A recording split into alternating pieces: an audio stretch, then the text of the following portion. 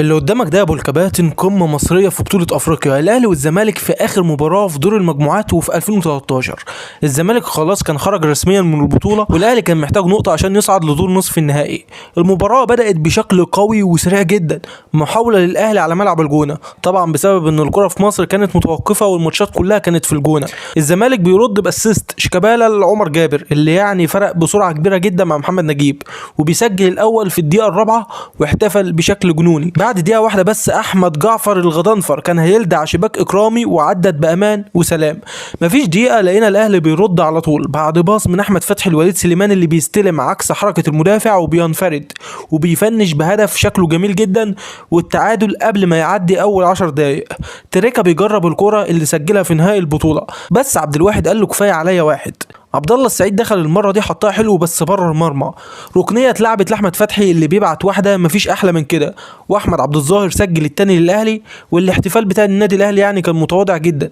عمر جابر بيلعب عرضيه، وائل بيشتت غلط فتخبط في حماده طلبه، واكرامي بيطلعها. وائل جمعه لو قاعد في الاستوديو ما كانش هيحلك يا وائل. عبد الله السعيد حط واحده يعني جامده جدا مفيش احلى من كده، والحارس اتفرج عليها، وده اقصى رد فعل كان يقدر يعمله. ابو تريكه عدى من حماده طلبه وحطها، ولكن عبد الواحد طلعها. شيكابالا لاحمد عيد عبد الملك اللي بيعدي وبيسدد، ولكن اكرامي كالعاده بيصدها، ربنا يسامحنا على الكذب ده. تريكا بيعمل كانه هيسدد وبيلعب باص مميز، ولكن وليد سليمان ما قراهاش. شيكابالا اسيست مميز لاحمد عيد وتروح لاكرامي.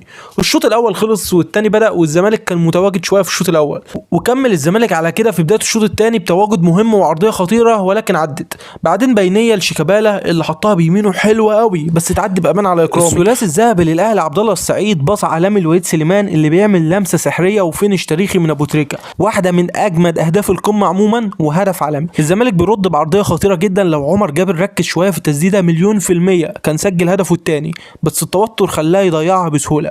بعد كده نور السيد يسدد واكرامي بيتالق. مش قلت لكم ده كان العادي بتاعه؟ شيكابالا لعب ضربه حره بشكل عالمي ارضيه، ولكن بتعدي بخطوره كبيره جدا على مرمى الاهلي. قال لك نجرب العاليه بقى، ولكن اكرامي صدها برضو. بعد كده كرة تتلعب في ظهر وائل جمعة للغضنفر اللي بيشوطها بشكل سيء جدا واكرامي بيمسكها. شيكابالا يحط الكرة الثالثة في المدرجات، فكده نوع بكل انواع الضربات الثابته الا انه يسجل.